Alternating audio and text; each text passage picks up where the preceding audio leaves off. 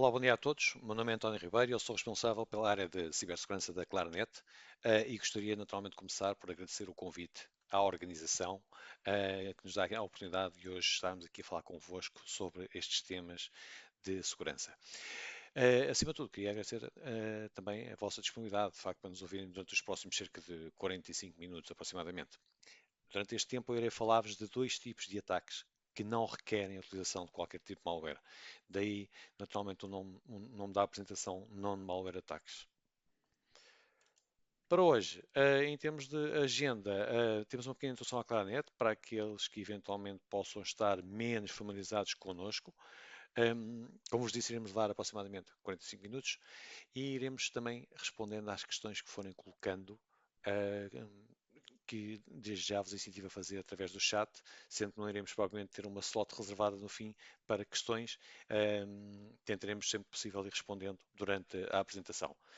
Portanto, iremos começar a falar um pouco sobre a Claranet e depois então entramos no tema dos non-malware attacks. Relativamente à Claranet, portanto, a Claranet foi fundada em 1996, portanto, e, teve a sua origem em Inglaterra.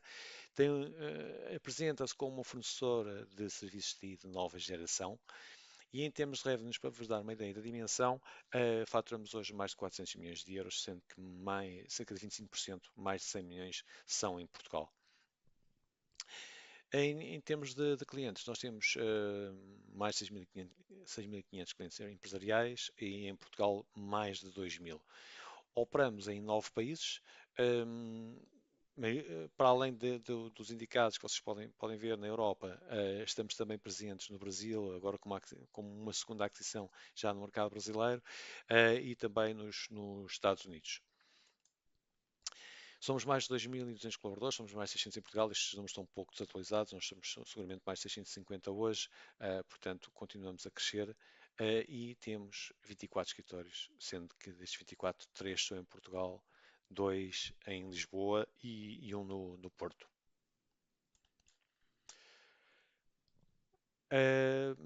Temos também 43 data centers na Europa e 4 deles em Portugal.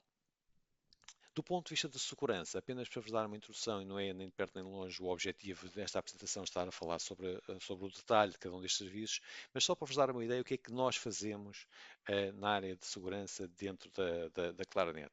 Portanto, temos uma componente ligada às auditorias em geral, seja por pen testing, seja vulnerability assessments, que fazemos com muita frequência, fazemos isto ao nível da infraestrutura, fazemos isto ao nível da aplicação, enfim, de diversos formatos. Temos também uma solução para simulações de phishing, em que a ideia é testar e, no fundo, aumentar o awareness dos colaboradores para os temas ligados à área da cibersegurança, e eventualmente assim também aumentar, no fundo, enfim, a proteção das organizações. Nesta área de phishing está sempre muito associada também à componente de training, onde nós oferecemos training para awareness genérico dos utilizadores na área de segurança, mas também training específico, por exemplo, para developers, para desenvolvimento de código seguro ou ethical hacking, etc.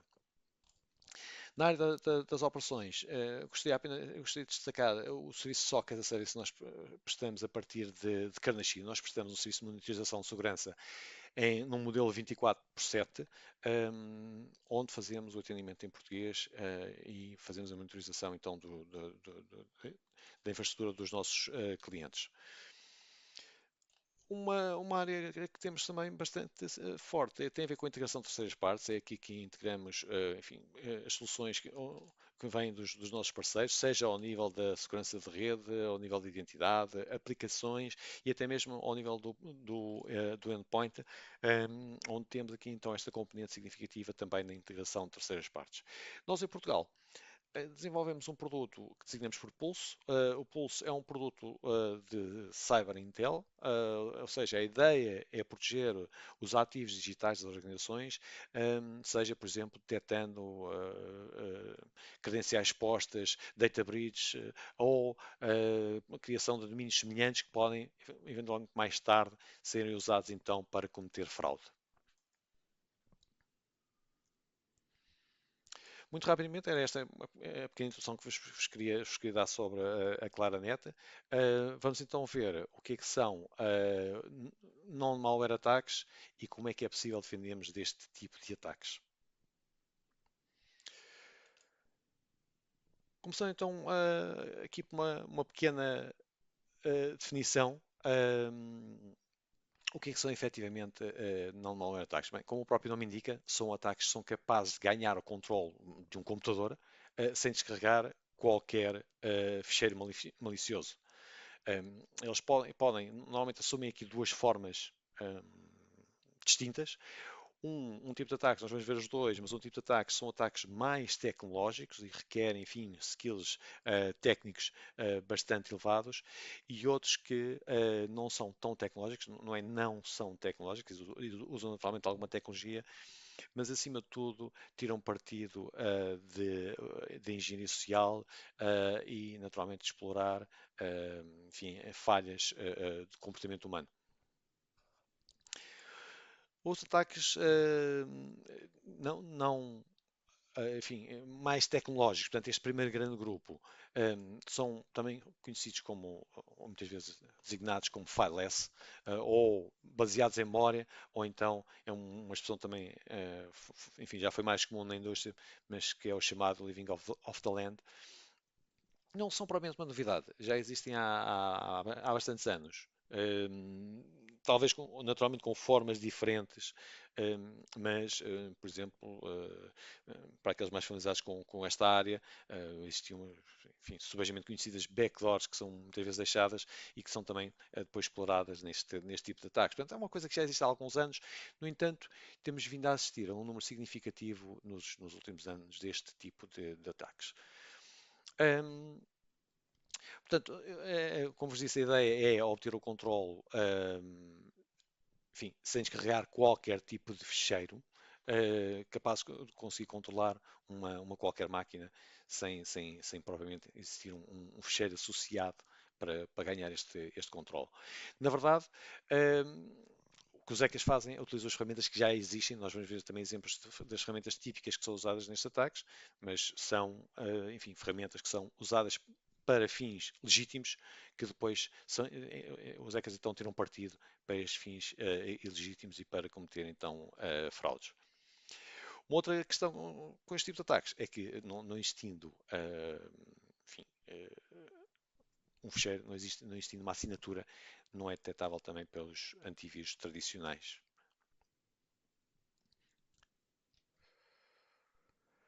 Como vos disse, estes ataques então tiram partido de ferramentas legítimas. Enfim, existem seguramente mais de 100 ferramentas legítimas que são usadas para cometer este tipo de ataque. Algumas, já vamos ver também as principais, enfim, serão mais usadas, até porque também estão mais disponíveis do que outras, portanto, são as mais comuns. Entre elas, há a destacar PowerShell, a utilização de PowerShell. PowerShell, no fundo, é usado como uma ferramenta para automação, enfim, para todos os admins, podem usar o PowerShell, enfim, com alguma regularidade para fazer a automação das tarefas mais repetitivas. Por exemplo, utilizar o PowerShell lá, para mostrar todos os dispositivos USB que estão ligados a um determinado, em todos os computadores de uma rede. Portanto, a ideia é tentar ter aqui alguma automação e daí ser uma ferramenta bastante útil. Uma outra ferramenta também que é bastante usada neste tipo de ataques tem a ver com o WMI. WMI significa, portanto, é o Windows Management Instrumentation e é uma ferramenta da Microsoft para gestão e para retirar informação sobre os dispositivos num ambiente empresarial. Portanto, PowerShell, WMI, scripts VB também, enfim, também é bastante comum, e na verdade mais umas dezenas significativas ainda de ferramentas que são usadas. É importante, enfim, no caso do PowerShell e WMI, estas ferramentas fazem parte do sistema operativo Windows, todas as versões do sistema operativo Windows, portanto, também torna mais fácil aos hackers tirarem então partido delas. Por outro lado, poderá em alguns casos não ser possível também estar a desabilitar estas ferramentas. Isto porque elas foram criadas e, enfim, desabilitá-las poderá limitar de alguma forma aquilo que os administradores de rede podem fazer. De qualquer forma, enfim, se possível, e vamos ver mais tarde aqui algumas formas de proteção, se possível, será, naturalmente, do ponto de vista de proteção de segurança, será útil que estas ferramentas sejam desabilitadas.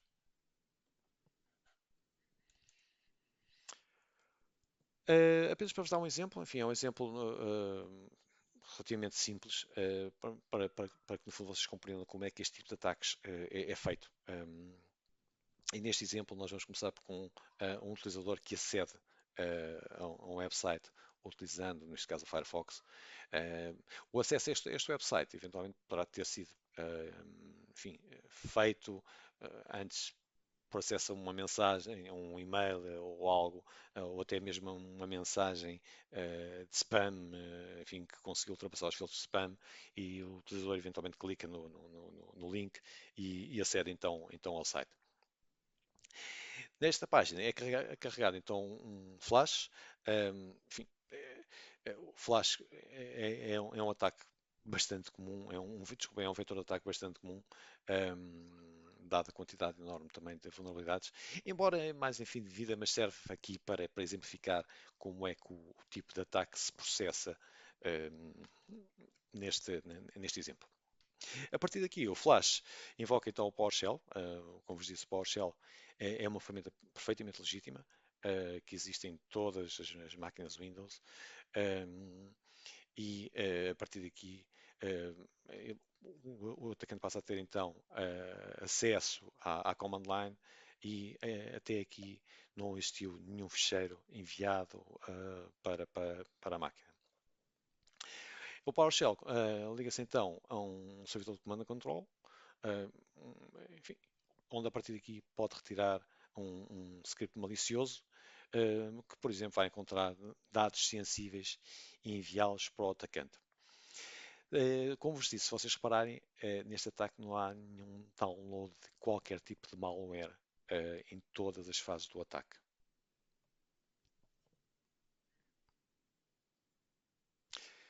As formas mais comuns que nós temos assistido é a persistência. Muito embora, enfim, se vocês repararem, o ataque foi ou é feito com base execuções a partir da memória, né? Ou seja, o facto de não haver ficheiros. No entanto, é possível que o software, o código malicioso, continue a correr mesmo depois de existir um reboot. Por exemplo, scripts maliciosos podem ser armazenados no registry e depois é feito o restart em cada reboot. Outra forma também é apenas em memória, não é? Portanto, o ataque é executado a partir de memória, explorando vulnerabilidades nos serviços do Windows. Neste caso, sendo naturalmente apenas utilizando apenas a memória, um, só permanecerá até ao próximo reboot. A partir de existindo o reboot, em princípio, deixará de existir também o ataque. A utilização ou dual use, no fundo, é tirar partido de ferramentas que são bastante comuns e legítimas do Windows, mas utilizadas para propósitos maliciosos. Okay? E por último, o Non-Portable Executable. No fundo, não é mais também do que um dual use que usa as ferramentas do Windows e aplicações, bem como scripts como PowerShell ou outro tipo de scripts. Até aqui o que vimos foi como é que estes ataques são feitos. No entanto, a questão é porque de facto são tão usados. Um, Bem, primeiro porque são confiáveis.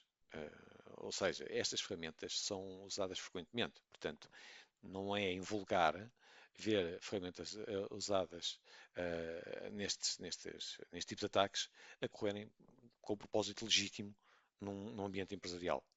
Mais uma vez, PowerShell, WMI, etc. Portanto, um, quando isto é visto, enfim, poderá ser uma atividade perfeitamente normal e, naturalmente, os hackers tiram partido dessa percepção que existe. Um, Também são outra vantagem, passo a expressão, naturalmente, mas vantagem para os hackers de usarem este tipo de ataques é que estas aplicações já estão instaladas por defeito. Ok, portanto, não há aqui nenhuma necessidade de ter enfim, lá está, enviar ficheiros, instalar como qualquer aplicação, porque elas já lá estão efetivamente, elas fazem parte do sistema operativo. Portanto, é algo bastante vantajoso do ponto de vista do hacker. Não é? E depois, como vos disse, de facto, não são detectáveis. Mais uma vez, isto são ferramentas legítimas, portanto, é difícil, de facto, detectar este tipo de ataque. Neste slide vocês podem ver que no caso a ferramenta mais usada é seguramente o PowerShell. PowerShell, WMI, principalmente estas duas, sendo que alguns números indicam que este tipo de ataques, non-malware ou fileless, como queiram chamar, já contribuem para mais de 50% do total de breaches que foram identificados. Então, tendo em conta, enfim, a presença de um tipo de ferramentas legítima, tendo em conta que é difícil desabilitarmos estas ferramentas porque elas são efetivamente necessárias no ambiente empresarial, são bastante úteis no ambiente empresarial.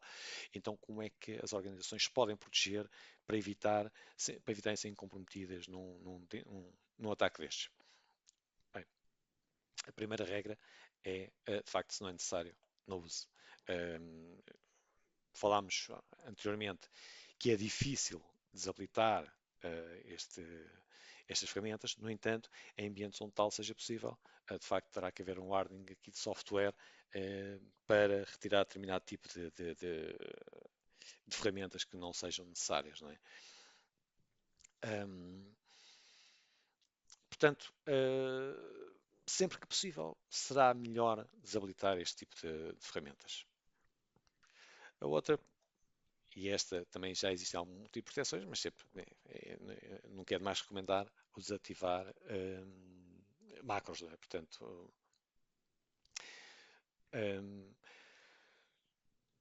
o que temos visto também mais recentemente é também, enfim, monetizar tráfego não autorizado. Ou seja, existem soluções hoje em dia que permitem definir uma baseline e detectar variações a essa baseline.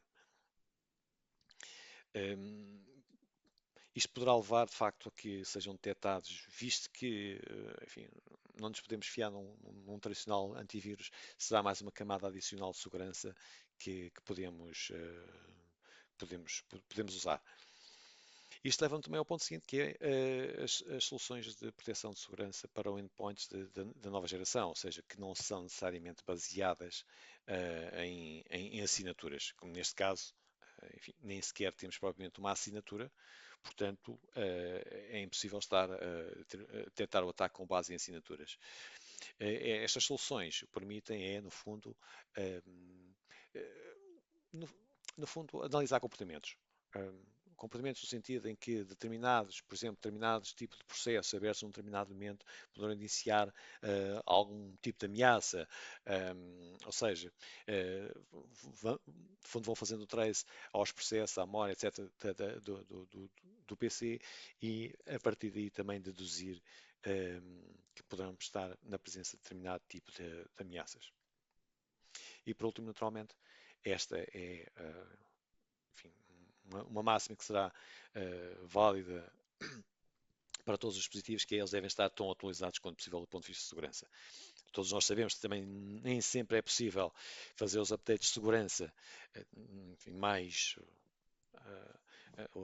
nos timings que desejaríamos, mas sempre que possível manter também os dispositivos atualizados continua a ser uma das melhores maneiras de nos protegermos também deste tipo de ataques. Portanto, até aqui o que estivemos a ver foram essencialmente ataques que tiram partido enfim, da tecnologia. Neste caso, os exemplos são mais ligados, naturalmente, ao sistema operativo Windows, sendo naturalmente também o mais usado, não é? E, no fundo, tem estas enfim, vantagens para os hackers de serem ferramentas que estão disponíveis, serem ferramentas que são bastante úteis no contexto empresarial, portanto, do ponto de vista de um hacker, facilita-lhe imenso a vida. Naturalmente, aqui é necessário também ter o conhecimento da tecnologia para desenhar um script malicioso e poder tirar partido então da, das vulnerabilidades que o sistema operativo tem. No entanto, existe um outro tipo de ataque que também não utiliza malware e este sim já não é, não diria não é tecnológico, é menos tecnológico. Um, também não usam nenhum tipo de malware e, na verdade, o que requerem, não requerem, do ponto de vista de tecnologia, um skill set muito elevado, requerem sim uma enorme capacidade de engenharia social e uma habilidade do ponto de vista de engenharia social que leva a que nos últimos anos nós tínhamos assistido, eu diria nos últimos meses, tínhamos assistido enfim, um crescimento enorme deste tipo de ataques. Vamos aqui a ver os ataques que nós mais vimos. Nós fazemos imensas análises forenses à volta deste tipo de ataque. E vão ver que, infelizmente, também é relativamente simples de executar e não requerem conhecimentos tecnológicos, enfim, por aí além. Também pelos tais tipos de ataque, eu acho que funciona bem aqui um exemplo. Portanto, este exemplo que eu vos vou mostrar aconteceu com um cliente nosso. As datas que estão são reais, efetivamente, aconteceram, isto é deste ano, portanto, já durante a pandemia é que o ataque aconteceu. E, portanto, o nosso cliente, neste processo que vocês vão ver, é o fornecedor de quem foi efetivamente a vítima. Vocês vão ver aqui, isto vai resultar que o cliente do nosso cliente efetuou uma transferência bancária avultada para um IBAN errado. E, portanto, foi ele que foi efetivamente vítima de fraude, sendo que o nosso cliente também foi, enfim, também foi vítima de um roubo de identidade. Né? Portanto, alguém se fez passar por ele. Então, como é que tudo isto começou? Portanto, o fornecedor recebeu do cliente uma fatura para forma assinada e de um endereço legítimo. Já agora aqui estamos a falar de uma transação que decorreu entre Portugal e um país estrangeiro. Para manter a anonimização, apenas para referir que o país estrangeiro não era este que aqui estava, mas, enfim, apenas para manter tudo anonimizado, vamos usar este país. Portanto, o que interessa é que o nosso cliente, portanto, neste caso, o fornecedor dos bens, recebeu um e-mail legítimo com uma fatura pro forma assinada por parte do seu cliente. O cliente portanto, teria enviado esta proforma assinada e carimbada, mas recebe um e-mail vindo terminado em TK e não em PT.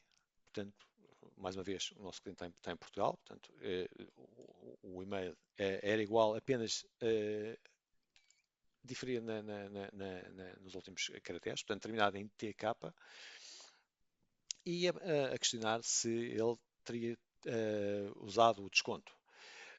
E é com este e-mail que o cliente começa então a conversa com o hacker. No dia seguinte, o cliente responde já ao hacker a pedir para enviar os detalhes bancários E, ao mesmo tempo, o hacker vai mantendo a conversação com o fornecedor. Portanto, indicando que eles pretendem fazer o pagamento nos próximos dias, mas, no entanto, neste momento já existe aqui um outro domínio também criado, já não é um FR, já não é o e-mail legítimo, mas é um FA. Há semelhança também aqui que já não é um PT, mas um TK.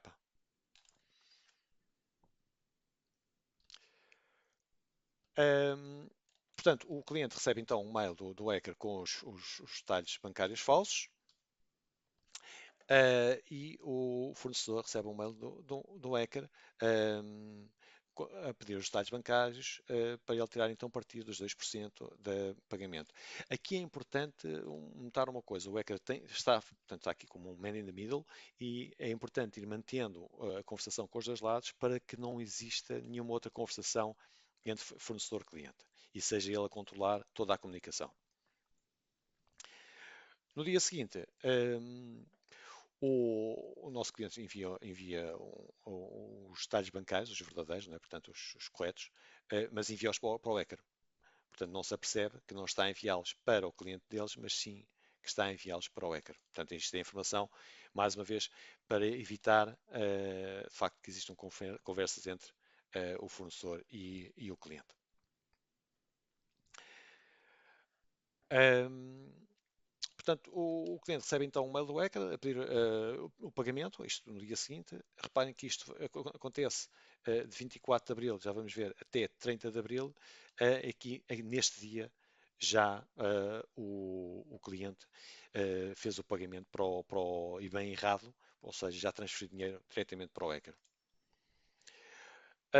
E pronto, e neste momento, portanto, no dia 30 de abril, temos o cliente convencido que fez o pagamento, e temos então o fornecedor a aguardar que o cliente faça o pagamento. A verdade é que o dinheiro neste momento já saiu para o hacker, e aqui o hacker já tendo o dinheiro já pode, enfim, sair da conversa. Um, e pronto, no fundo aqui agora o que vai acontecer é que passado cerca de 6 dias, o cliente recebe então um pedido do endereço legítimo, do ponto .pt, a pedir a transferência de 50 mil euros com 4% de desconto, e foi ao recepcionar este, este, este e-mail, é que então o cliente se apercebe que foi vítima de fraude. O fornecedor, naturalmente, houve aqui uma usurpação da identidade, mas que efetivamente cometeu o, enfim, quem foi a vítima foi o cliente, neste caso, uma entidade estrangeira. O nosso papel aqui, no fundo, foi reconstruir toda este timeline, foi perceber o que aconteceu e, no fundo, depois recomendar também, principalmente para o futuro, medidas que permitam mitigar este tipo de incidentes. Muitas delas são por vezes processuais. Para vos dar um exemplo, por exemplo, temos um cliente que alterou, quando há alterações de IBAN, isto tem que ser confirmado, tem que ser sempre confirmado por um canal diferente. Ou seja, não vai confirmar um IBAN, uma alteração de IBAN, por e-mail, sendo que o e-mail poderá já estar comprometido. Neste caso, o que o nosso cliente decidiu fazer foi tudo o que são alterações, como o IBAN, ou alterações significativas que podem incorrer neste tipo podem levar a este tipo de fraude, são feitas por carta registada. No fundo, é garantir, mais uma vez, que não há, enfim, transações ou trocas de IBANs feitas por um canal que já estará comprometido. Como vocês podem ver, do ponto de vista de tecnologia, enfim, não há aqui propriamente, enfim, não é preciso um skill muito elevado para conseguir consumar este tipo de fraudes. Requer sim, lá está, do ponto de vista de engenharia social, conseguir perceber o ambiente e ir mantendo a conversa, naturalmente, entre as duas partes, que, no fundo, para fazê-los acreditar que estão a comunicar efetivamente um com o outro, e, portanto, permitir consumar então a fraude.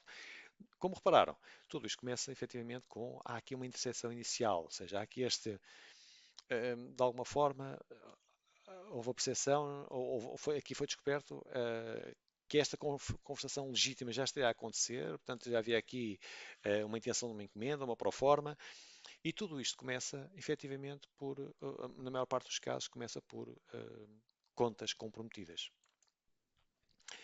Uh, Aqui eu quero-vos dar um exemplo, só para terem uma ideia, para terem uma percepção de alguns bridges que expuseram milhões de credenciais. Um, o maior que está são cerca de 700 milhões. Isto é, para aqueles que estão familiarizados, isto era o Collection One que foi detectado. Um, na verdade, isto era o Collection One, são 700 milhões. Isto era um total de 5 coleções. Portanto, isto dá-vos aqui uma ideia da quantidade de passwords que existem e que são expostas com muita frequência em diversos sites. É relativamente simples para os hackers acederem a estas bases de dados.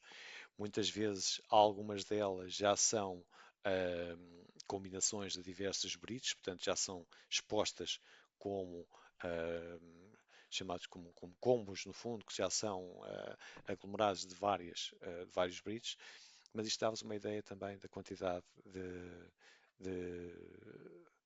de contas comprometidas. Naturalmente, ao longo do tempo, repare aqui, estamos a falar de 10 bilhões de contas comprometidas. Enfim, ao longo do tempo, naturalmente, se houver uma boa prática de mudar a password com regularidade, ao longo do tempo, estas contas também, estas passwords vão perdendo o seu valor. No entanto, muitas vezes nós, como seres humanos, o que fazemos é usamos a mesma lógica para a criação da password. Mesmo que a vamos mudar, a lógica que está por trás é a mesma. E se alguém quiser comprometer uma conta específica, enfim, com algum trabalho, poderá ser bem sucedido. Bastante para tal apenas conhecer, não necessariamente a password, mas a lógica que estava por trás da password. O exemplo mais comum, naturalmente, se eu vos dissesse que a password é password 1, e sou só obrigado a mudar a password, provavelmente a outra vai ser password 2, e depois a outra password 3. No fundo, é perceber qual é a lógica que está por trás da criação destas passwords. Essa é uma boa prática. Usar passwords distintas, naturalmente, para sites distintos e também mudar a password regularmente, com bastante frequência, mudá-la. Mais uma vez, também, isto depois é difícil do ponto de vista humano, naturalmente, não é? Estar a recordar passwords, sei lá, dezenas de passwords, portanto, há sempre também a possibilidade de usarem um password manager que poderá, enfim, facilitar um bocado a vida e, no fundo, também expor-nos menos neste tipo de ataques. Também em Portugal, o Centro Nacional de Cibersegurança emite com frequência um relatório. Vocês podem vê-lo acedendo ao site do centro. E, enfim, no último relatório, o relatório de setembro, também em Portugal continuamos a assistir é uma atividade frequente deste tipo de fraudes. Em particular, lá está, porque a fraude também pode começar necessariamente com um phishing, a levar o utilizador a expor as credenciais de alguma forma e a partir daí então começa a fraude. E uma das coisas que nós vemos é que também em Portugal enfim, temos assistido a uma significativa atividade de phishing. Mais uma vez, podem retirar diretamente o relatório do Centro Nacional de Cibersegurança. Vocês vão ver que durante o segundo trimestre deste ano, o phishing foi o tipo de incidente mais registado pelo CERT.pt. O segundo tipo de incidente mais registado durante esse período foi infecções por malware. Portanto, precisamente aqui estamos a falar de, enfim, de ataques que não usam malware, mas foi também um dos incidentes mais registados neste, neste segundo trimestre. No entanto, à medida que se aproximou o período de férias, o phishing diminuiu. É curioso ver este facto. Um, Diminuiu E depois, naturalmente, se reparar em julho, verificam-se mais incidentes referentes a sistemas infectados por malware do que phishing. Em agosto, depois voltou então a tendência de termos mais incidentes registados por phishing. Ou seja, inverteu-se outra vez e voltou enfim, bom, àquilo que é comparável com junho. Mais uma vez, podem retirar e podem ver com regularidade. Estes relatórios do centro são emitidos com frequência, portanto, podem aceder e retirá-los diretamente do centro, do site do centro. E pronto, era isto que eu tinha para vos falar hoje. Tanto, mais uma vez, não sendo propriamente nenhuma novidade a existência de ataques que não usam qualquer tipo de malware. Um, A verdade é que nós continuamos a vê-los com muita frequência, seja no formato tecnológico, como vos falei, naquele formato mais tecnológico, tirar partido das vulnerabilidades do sistema operativo, seja num formato mais de engenharia social, sendo que a facilidade com que é possível executar este tipo de ataques e a rapidez de obter dinheiro fácil leva de facto a um aumento muito grande, em particular nos últimos tempos, destes ataques, enfim, aqui referenciados um pouco como menos tecnológicos, chamemos assim. Reparem, mais uma vez, os skills necessários uh, são enfim, não são nada especial. Rapidamente, o ataque que nós vimos, portanto, em cerca de 5, 6 dias, às vezes em menos, o criminoso consegue obter somas consideráveis. Nós temos tido situações de tentativas de transferências de dinheiro de milhões de euros. Que tivemos que analisar e naturalmente coisas mais pequenas, de algumas dezenas de milhares de euros, mas que numa PME fazem de facto diferença. Não só fazem diferença do ponto de vista financeiro, como fazem diferença do ponto de vista de reputação. Reparem que no ataque que eu vos mostrei, estamos a falar de uma relação cliente-fornecedor que ficou de alguma forma fragilizada com este ataque. Até porque o cliente suspeitou que o erro estaria do lado do fornecedor. Portanto, nós no fundo o que fizemos foi demonstrar que não, que o nosso cliente, portanto o fornecedor neste cenário, tinha feito tudo o que lhe era possível e, enfim, cumprindo com todos os standards de segurança, com as boas práticas de segurança que são mais ou menos básicas e que, de facto, ele não teria infringido nenhuma delas. Portanto, o ataque acabou por ser consumado por uma falha, efetivamente, do cliente. Lá está, uma vez mais, houve um compromisso de uma conta e a partir daí o cliente começou a iniciar uma conversação com o atacante que levou efetivamente à perda de 50 mil euros. Pronto, no fundo queria-vos mostrar este tipo de ataques, como vos disse, não sendo provavelmente uma novidade, mas é algo que é sempre bom recordar e as formas como nos podemos proteger. Sendo que, para nos protegermos dos ataques, naturalmente, destes não tecnológicos, eles não sendo tecnológicos, a única forma é, de facto, as pessoas estarem atentas e perceberem que estão perante uma potencial fraude.